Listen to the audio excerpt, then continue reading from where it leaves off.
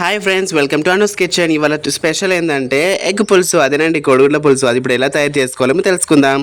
Okay, ఒక pan మంచిగా వేడైన తర్వాత లైట్గా కొంచెం ఆయిల్ యాడ్ చేసేసుకోవాలి. ఆలోపు ఎగ్స్కి ఈ విధంగా కటింగ్స్ చేసేసుకుంటే చాలా బాగుంటుంది. ఇప్పుడు అది ఎగ్స్ అందులో ఆయిల్లోకి వేసేయాలి. అందులోకి మంచిగా మిక్స్ అయ్యేటట్టు చూసుకోవాలి. అందులోకి కొంచెం పసుపు, కొంచెం ఉప్పు, అలాగే కొంచెం కారపొడి యాడ్ చేసుకొని మంచిగా ఆయిల్లో మిక్స్ అయ్యేటట్టు కలుపుకోవాలి. మొత్తం గోల్డెన్ కలర్ వచ్చేదాకా ఈ విధంగా చేసేసుకోవాలన్నమాట. చూసారు ఎంత బాగుందో. దీన్ని మళ్ళీ ఒక దాంట్లో పక్కకు తీసేసుకోవాలి. ఇప్పుడు అదే బౌల్లో 2 పావుల నూనె పోసేసుకొని అందులో కొంచెం జీలకర్ర వేసుకోండి. 2 పావులు కొంచెం జీలకర్ర వేసేసుకున్న తర్వాత మెంతాకు యాడ్ చేసుకోవాలి, కరివేపాకు యాడ్ చేసుకోవాలి, మిర్చి యాడ్ చేసుకోవాలి. చూసారా, ఈ విధంగా మంచిగా అన్నీ యాడ్ చేసుకోవాలి.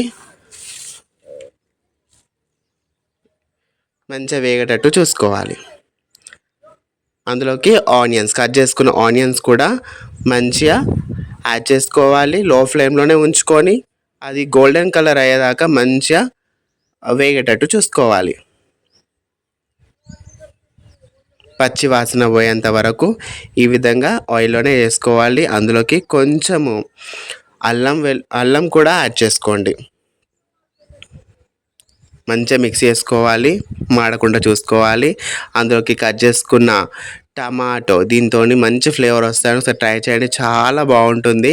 పుల్ల పుల్లగా చాలా బాగుంటుంది. ఎక్కువ తినద్దు కానీ అప్పుడప్పుడు తింటే చాలా బాగుంటుంది ఈ కాంబినేషన్. అందులోకి కొంచెం సాల్ట్ యాడ్ చేసుకోండి. మంచిగా మిక్స్ అయ్యేటట్టు కలుపుకోండి. కాసేపు మూత పెట్టేసుకొని పక్కన ఉంచుకోవాలి.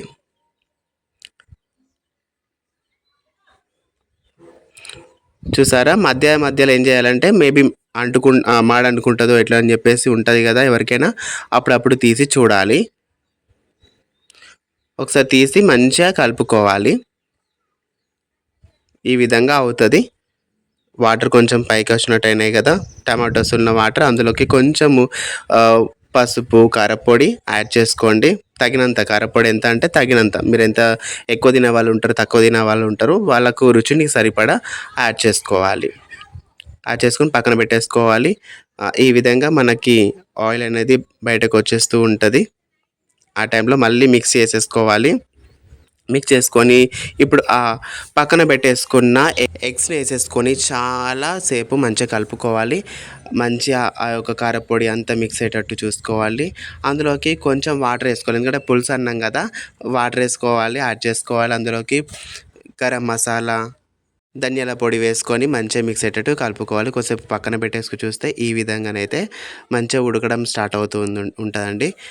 కాసేపు అయిన తర్వాత ఏం చేయాలి అంటే కొత్తిమీర ఆకుతోని గార్నిష్ చేసేసుకోవాలి. మంచి ఫ్లేవర్ వస్తుంది, చాలా టేస్టీగా ఉంటుంది.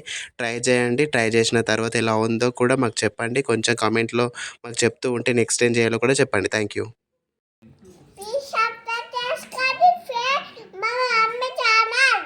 Thanks for watching my videos and do subscribe. Thank you.